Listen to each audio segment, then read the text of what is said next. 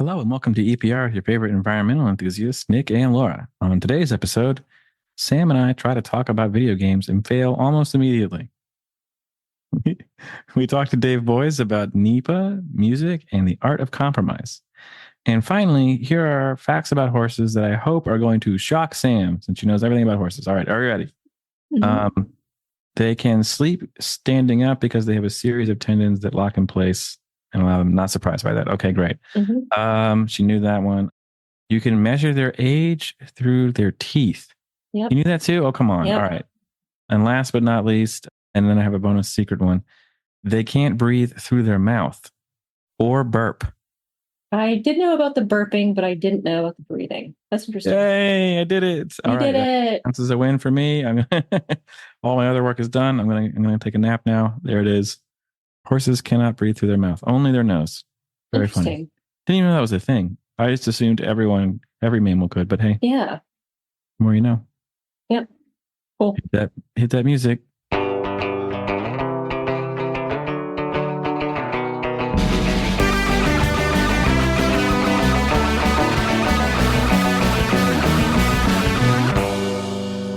The annual NAEP Conference and Training Symposium has wrapped up. I hope everyone had a great and wonderful time. And we look forward to seeing you on the next one. Check out more news and happenings at www.naep.org. Let's get to our segment.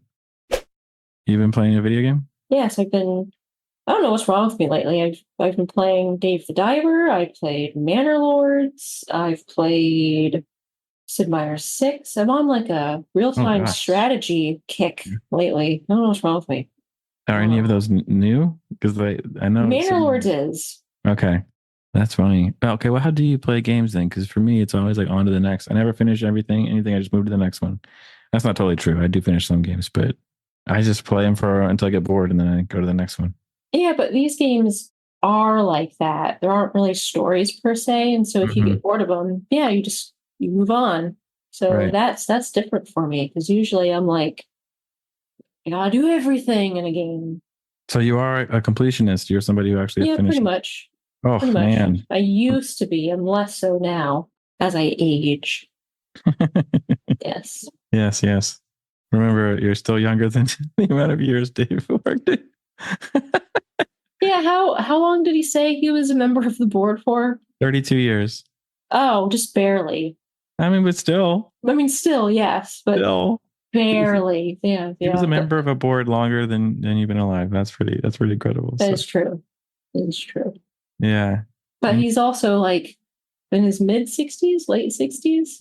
Something like that. We'll just say he's in his late 50s in that way, just to save him, just in case. All right. No, I think he's actually in the 70s, but that would make more sense.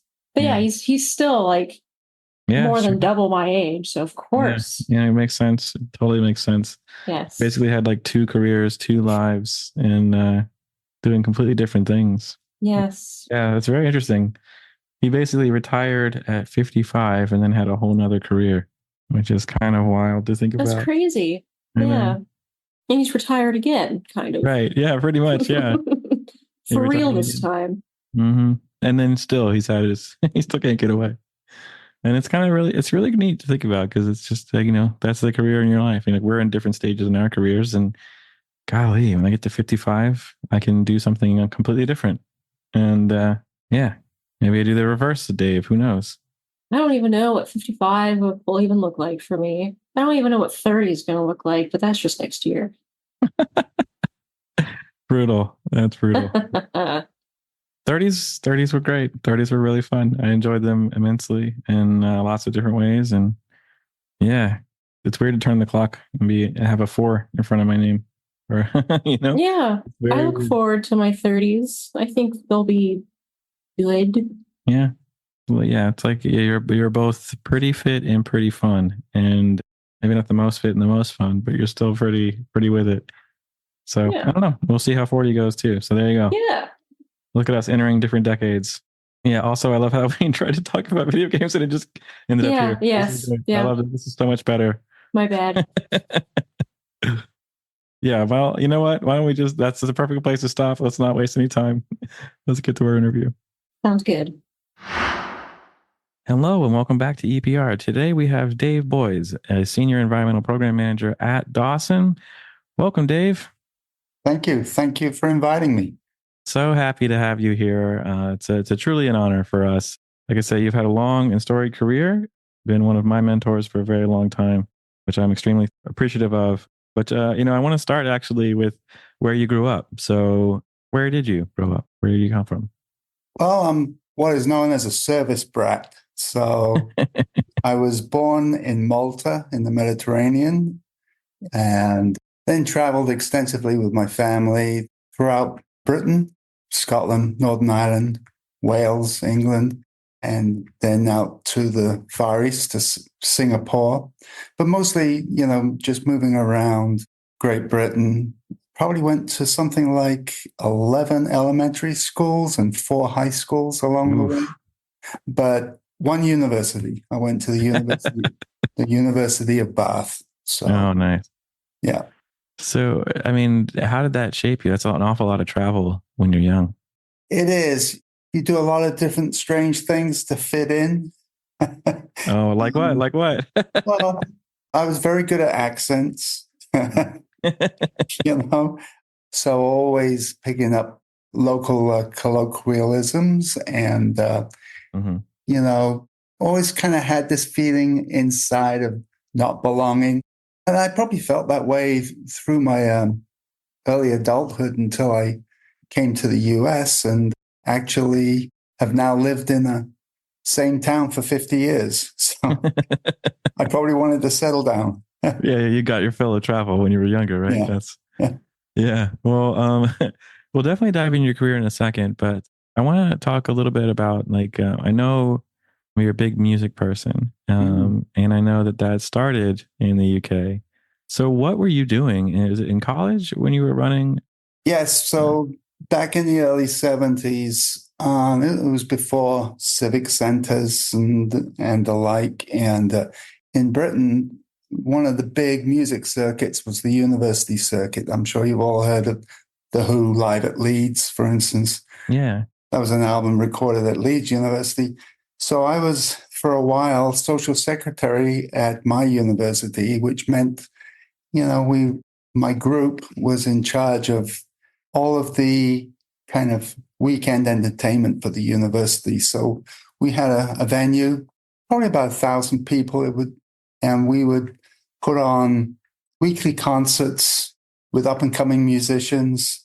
Sometimes we would have concerts that went on throughout the night Wow. until early the next morning. Yeah, But yeah. they were well attended. And we had to get pretty creative along the way. But these were bands that, a lot of them became household names. Some of them were household names at the time. But, it was just a ton of fun. And it was something I wanted to continue as a career. And we can probably talk about that later. But No, yeah. didn't Go work ahead. out that way. No, that's perfect. I think it's totally fine to dive into that. So you decided to come to the US. Like, what kind of gave you what was the drive behind Well, the driver was I got married. that? I was married when I was in university to a young American woman. Mm-hmm. As things happen, that marriage did not last. It lasted a long time. I had 2 children from that marriage. And Mm-hmm. I remarried about 25 years ago. But at the time, after graduating from university, kind of had thoughts about maybe going to London, being involved in the music scene, or perhaps emigrating to Australia because they had a program at that time for students coming out of university to fly you to Australia, guarantee you employment for a couple of years. But my first wife, Claire, was adamant that we come to the United States. She felt there were more opportunities for me here. And, in long term, realistically, that's been very true. Right.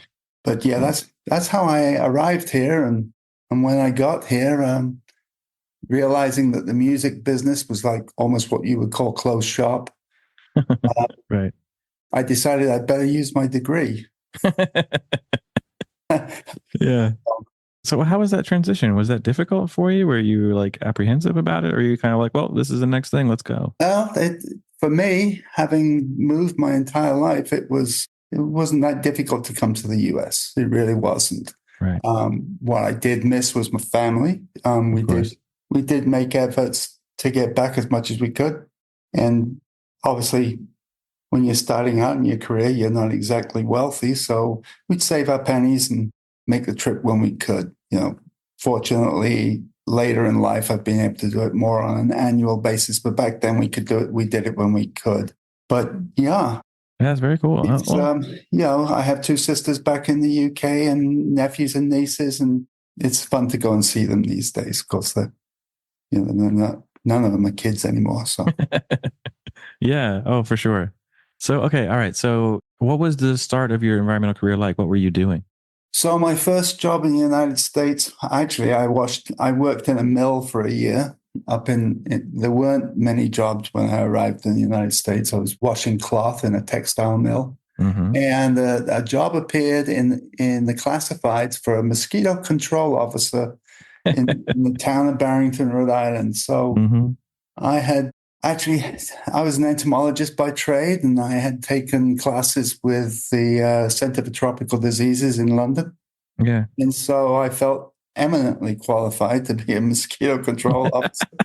And right. applied for the job. And after 2 interviews, shockingly, got the job. Right. And so it was a marsh restoration and water management program that I installed in this community where I live. Yeah. And I did that for about 3 years and thought, okay, it's time to move on.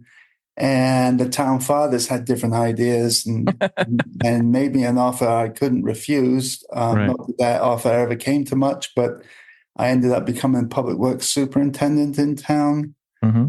with an emphasis on parks and athletic fields and refuse collection, which kind of led to me being one of the initiators of recycling in the state of Rhode Island and various other programs. We were on the cutting edge of a lot of different things back then in the 70s. And so it kind of kept my interest, and it kept me in the town for probably longer than I should have stayed. Well, I mean, so you've kept up though with the mosquitoes yes, throughout the years. So yeah, yes. How is like mosquito management? What was it like then? What is it like now? How has that changed over time? Well, kind of opened Pandora's box. And there were mosquito control programs up and down the East Coast, mm-hmm. But there was also a new law that was enacted called the Clean Water Act, and part and parcel of that were dredging requirements. Mm-hmm. And so it turned out that even though we were digging ditches on salt marshes by hand, we were exceeding the dredging limit, the quantity of spoils that could be disposed of on a marsh. So we actually ended up applying for permits. Well, it turned out that nobody else was permitted to do mosquito control, even though this was standard work throughout New England. Mm-hmm. So, yeah, a lot of permitting occurred within my community and throughout the Northeast. And I guess that was one of the early changes that I saw. There's always been, from my perspective anyway, a integrated approach to mosquito control. Mm-hmm. And I think that continues today, and there's a lot of emphasis on it, obviously, throughout the industry. But I was fortunate enough to see that progression over time. And even though I was no longer actively involved in mosquito control, I was treasurer of the Northeastern Mosquito Control Association for about 32 years or thereabouts.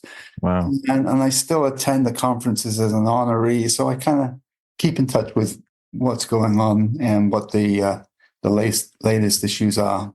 It's quite fascinating, but I'm not going to bore you with no, that's totally ins and outs of mosquito control. Yeah, right. So. I know. But it's funny. You're on the board longer than Sam's been alive, so I think that's a fun anecdote. Sorry, Dave. Sorry I did that to you. That's okay. So how did you get from So public works to working in like the environmental policy sector with NEPA.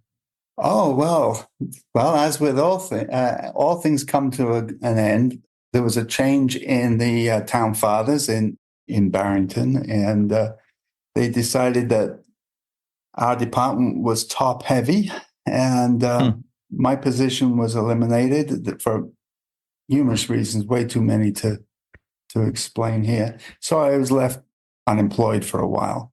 Fortunately, once I got over my pride, I applied for a job as an environmental specialist with the Rhode Island Army National Guard. And I've got to say, the military, everybody says, really, and environment, military, they don't really coexist. Well, they do, and they do a fantastic job of being in compliance. Compliance is an extremely important aspect of daily life in the military. Mm-hmm. And what gave me the opportunity to be able to do this and the expertise to do this was my working in public works for 17 years as I saw the regulatory programs of the EPA come into play. Right. I mentioned the Clean Water Act in the beginning, but we were, some of the first communities that were having to do underground injection control permits. We had to do underground storage tank testing and permitting. We started recycling programs. We started the first oil recycling programs. So all of these programs, when I came to the National Guard, were programs that I already fully understood. And so, I came in and the first two programs they gave me to work on were hazardous waste, Mm-hmm. which everybody loves to do, hazardous waste. That's so true. And NEPA, which was something no one understood, and they didn't want to touch it with a barge pole. Still feels that way sometimes. Yeah. Yeah. So that's where it started within the National Guard, and National Guard is very strong on training. They gave me so many opportunities to further my understanding of so many different things. They also helped me go back to university and get my master's degree. Oh, nice. Yeah. One of the selling points of that was a good third of my classes in my master's program were in GIS, which was something that the National Guard thought they'd be interested in. And we actually took it to a whole new level within Rhode Island. And at the same time as that was happening across the nation in all of the different Guard programs, I was exposed to a lot of different people over those years and was permitted by Rhode Island to serve on national committees. And over time, I became chairman of the National Guard's NEPA committee. So I was involved in developing policy for the Guard's NEPA program. To give you an example of how I got there, Rhode Island allowed me to attend NEPA courses at Duke University. Oh, yeah. And those were conducted by military personnel, which was because at that time, this was in the 90s, I would say the Guard and the Army in general had some of the strongest NEPA programs going. So once again, it's that compliance piece, you know. They needed to comply. If we're going to do this, how do we do it, and how do we do it well? Yeah. So I did that for an extended period of time. I worked for the Guard for about 13 years. And then when I started adding things up, that gave me 30 years in local and state government, because National Guard is a quasi-state federal agency. Right. So I was considered a state employee. So I thought, well, it's time to retire, but try something new. Yeah. When I worked for the Guard, I worked with different contractors like yourself. And I reached out to them saying, hey, I'm thinking of retiring. Is there any interest in hiring somebody like myself? I mean, I was only in my mid-50s at that time. And I was shocked at the response and came to the private sector, which is where I still am in a sort of way. So what was the transition like? So you've worked basically state government with the military and then in the, the private contracting sector. What was it like transitioning to those to contracting? Well, obviously, when I came to the private sector, I think, I think in the private sector, having to account for every hour, right? Right, right, When you work for local government and the state, you get a salary and you just come into work your 35, 40-hour week. right, When you're in the private sector, you have to account for every hour to some job. You have to charge it to something, right? right. I think it's the same for anybody coming into the private sector. Initially, it's, well, what do I charge my time to? Right, right. And it's a very awkward process, I find, for quite a while.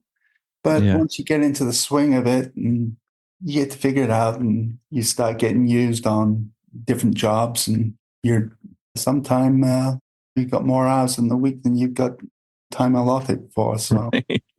I would say that just focusing on the much more on the financial side of things from the individual's basis was probably the biggest change. In terms of the work, in terms of the type of work, I felt reasonably well qualified to be doing the type of work that I became a project manager on NEPA projects. I think the first thing I had to learn was the different regulations for different agencies. Yeah. The nuances between them all. They all have their own way of doing business. But once you get that down, it's the analysis is the same, right? Right, right. Analysis is analysis. So that wasn't too much of an issue for me. Some of the agencies that you work for were interesting, to say the least. But the transition wasn't overly difficult. I'd say it's that charging your time is the term, right? Yeah. Yeah. Which is funny. That's all I've ever known. So I'm like, oh yeah, it's just what you do. What do you mean you don't have to do that? That's right. No, I mean, Yeah, it's completely different. That's funny. Yeah. I hadn't thought of it.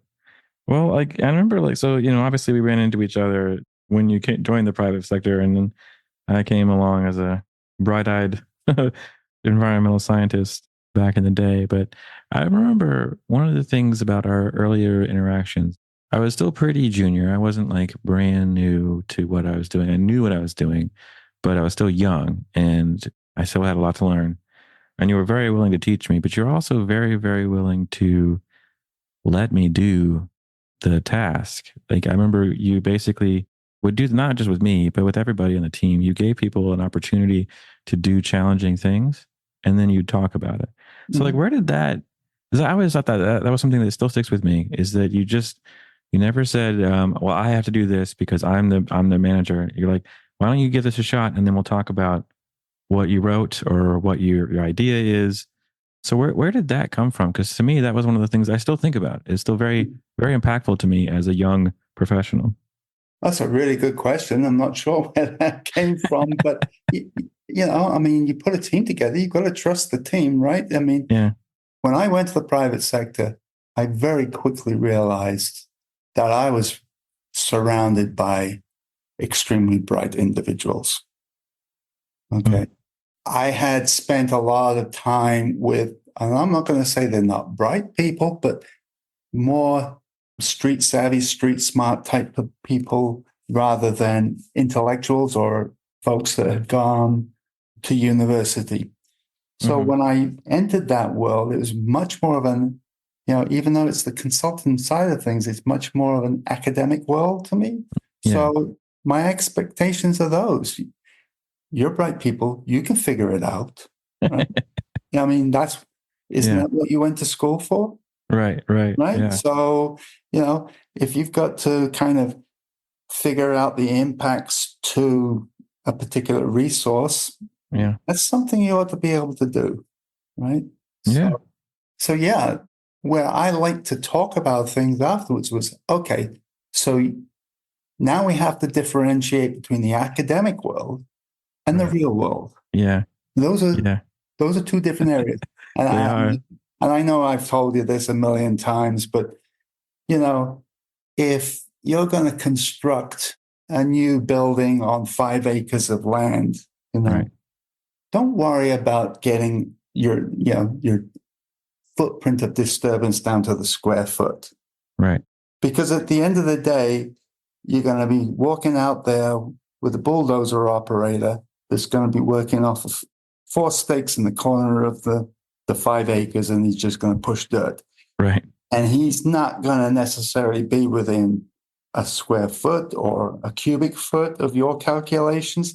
So approximate and back off a little bit, particularly when you're doing, say, an environmental assessment. Yeah. It's okay to be approximate. Right. And so getting people to have a better feel for that when they're data-driven and they want to be precise in an imprecise science. Yeah. It's Yeah. like, well, you can't even be, see, we don't know exactly how things are going to be. So you better overestimate, right? It kind of, That's right. yeah, you can't underestimate. And I never had a problem with people writing more than was necessary because you can cut it down. I didn't particularly like to see an analysis be a third of a page, right? Right. Right. No impacts. Well, let's Then why we write? Yeah. let's think about this. Yeah. Just because it's the no action alternative, does that mean that there are no impacts? Well, let's think a little more about what not doing it actually results in. So right. Just think about things a little differently, and it still drives me. I mean, because I still see it in pretty much every document that's prepared. Cumulative impacts, for instance, don't get the kudos and consideration that they really should. Yeah. I guess the question is, how deep into the weeds should we be getting on cumulative impacts in an environmental assessment versus an EIS? Right. Exactly. So anyway, yeah, I'm starting to get on my soapbox. So calm me down. No, it's too fun. You're totally right, though. I think it's funny. We haven't talked a lot about no action alternatives on the show, but that's always one that I remember as well. It's like, so you're telling me the no action, moving this bombing or not moving this bombing range is everything's the same. Why are we moving it? Oh, because there's a safety issue. So not moving it means there's a safety issue. That's right. That's because they're going to build a new road, so you can't keep it here. And so it's like the no action is actually quite dangerous. It's the most dangerous alternative. And it's fun to see that. But I always say, like, NEPA is one of those things that's easy to learn, hard to master. And I know you've seen that many times, many ways. But I don't know. We like to ask people about memorable moments in the field or in their jobs. And I know there's some jobs you're not allowed to talk about, but do you have any like fun stories, either out in the field or, working on a NEPA project where it was just really neat or really interesting that, I don't know, you want to kind of talk through with us? Yeah, putting me on the spot here. I know. I would say that a great deal of my NEPA experience has been with agencies that I really can't talk about. Yeah, I know. They're up to. I know. But it wasn't it. I remember one incident, and it's not a funny thing. I remember an EA that we were working on. This was when I was chair of the NEPA committee for the National Guard. Mm-hmm. And we were attempting to develop a new training site in Colorado. And it was for the aviation units of the National Guard, the helicopter folks. And this was at the time of the war in Iraq and Afghanistan. Mm-hmm. And it was called a HATS, High Altitude Aviation Training Center. Okay. Site center, HATS. And the thing was held up for well over a year. And what truly amazed me was that because of one biologist's particular survey and experiments that they were conducting, their concern was that helicopters flying over the forest in that particular area were going to impact her surveys. And it just struck me that here we are dealing with soldiers' lives. Mm-hmm. we were training folks to fly at altitudes in excess of 14,000 feet so that they could better respond in an extremely dangerous environment in Afghanistan in particular. Mm-hmm. Not only that, we were training soldiers from Norway and Sweden and various other NATO countries in the same methodology. And it just struck me as absolutely amazing that a field office could be holding up what I considered such an important mission, and there was no effort. And this was what's, to this day, really concerns me, is there was no effort by anybody at a higher level to interfere with that local office. That struck me, has stayed with me, and you and I have had this discussion before, but we continue to see that. So I guess that really comes down to, even to this day, there's a lack of collaboration between federal agencies. Right. And sometimes I think they've got to get over their differences and realize what's in the national importance. Yeah. Yeah. It's funny you say that, compromise is something we talk about a lot.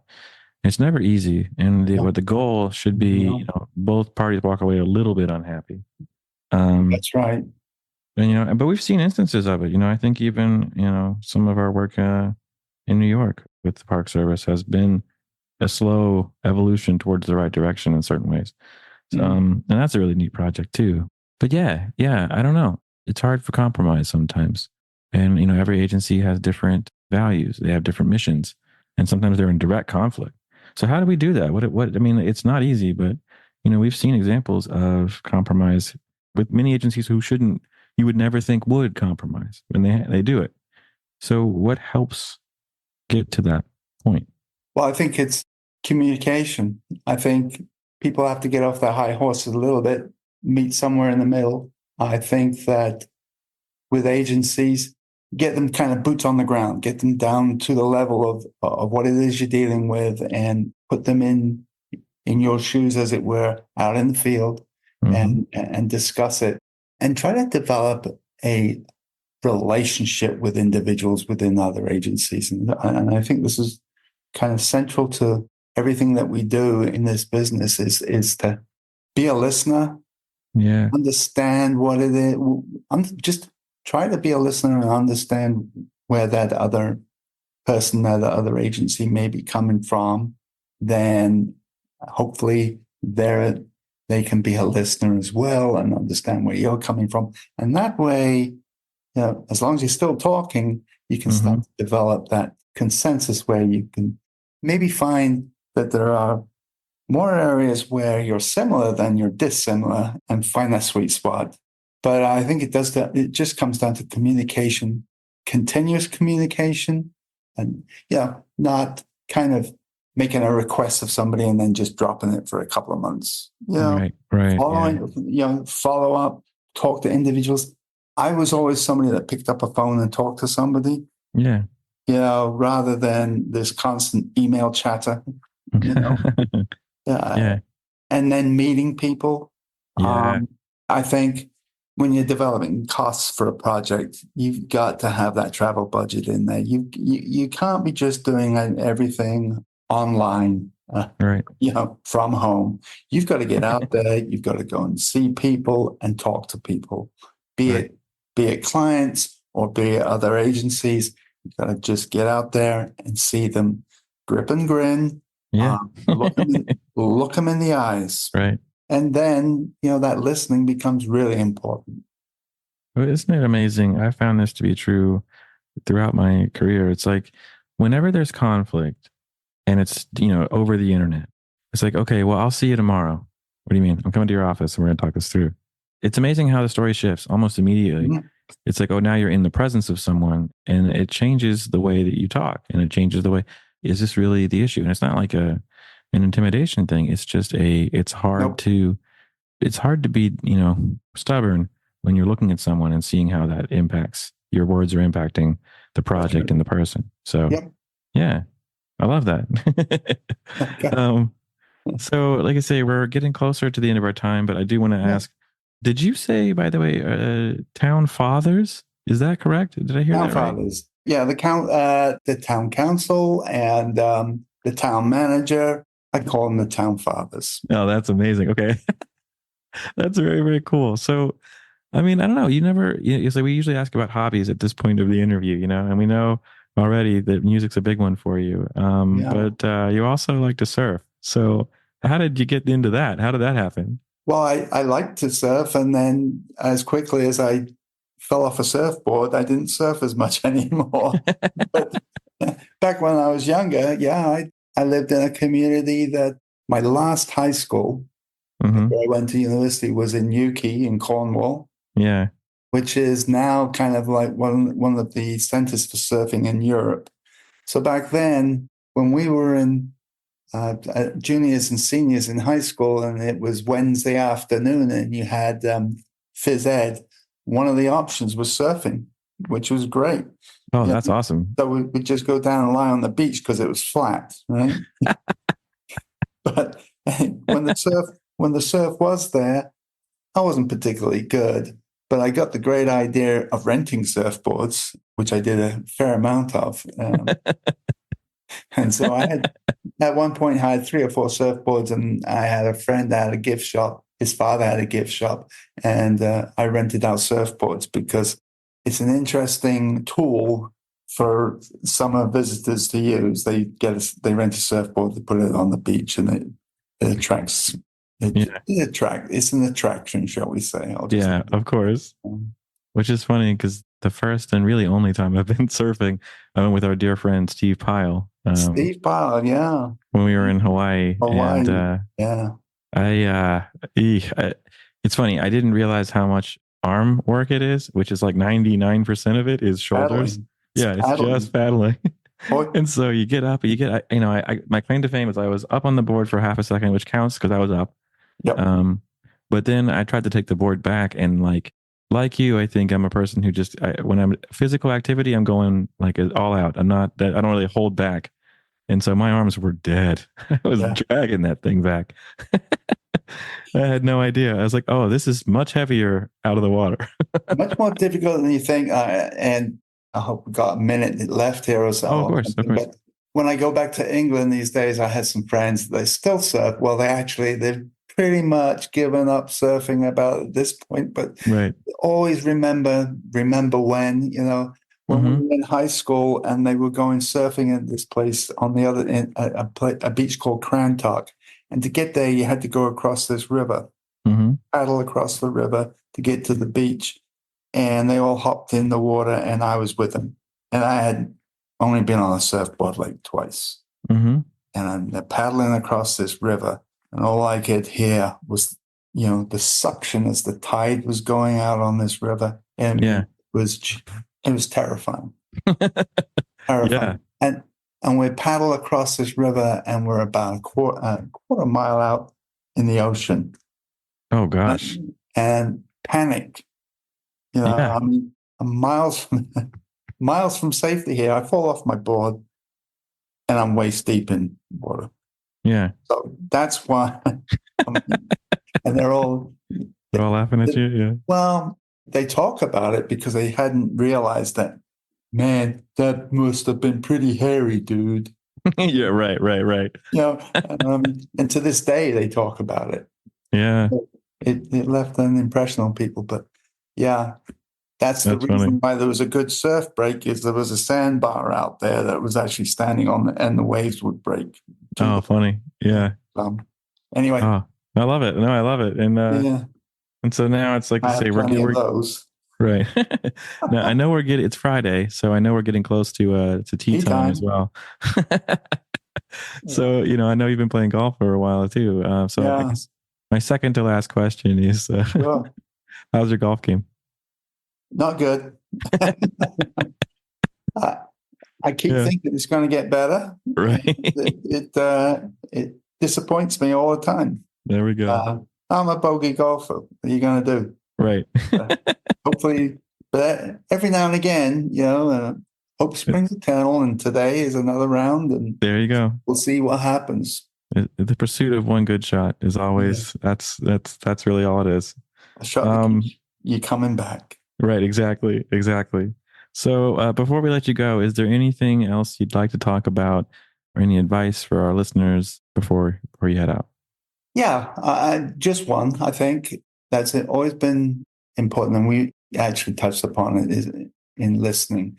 When you're out with a client and you're gathering information, it's important once again to listen. Don't come off like you're the smartest person in the room. Right. It just does not go down well, you It know. doesn't. Yeah. And a lot of time, clients just want to talk about their lives, their families, things that interest them. And it's important that you share that interest with them. Yeah. And because I think through that interest in people, you'll get a lot more out of it, not only for the job that you're doing, but as you move forward in your career, have a better understanding of people and what it is that they have to deal with on a daily basis. Yeah. That's perfect. That's Is that perfect. okay? Yeah, absolutely. So where can people get in touch with you if they want to reach out? Well, it's probably through my email at Dawson, which is dboyes, Boyes, at dawsonohana.com. There we go. Thank you so much for being here, Dave. Pleasure was mine. And that's our show. Thank you, Dave, for joining us today. Please be sure to check us out each and every Friday. Don't forget to subscribe, rate, and review. See you, everybody. Bye.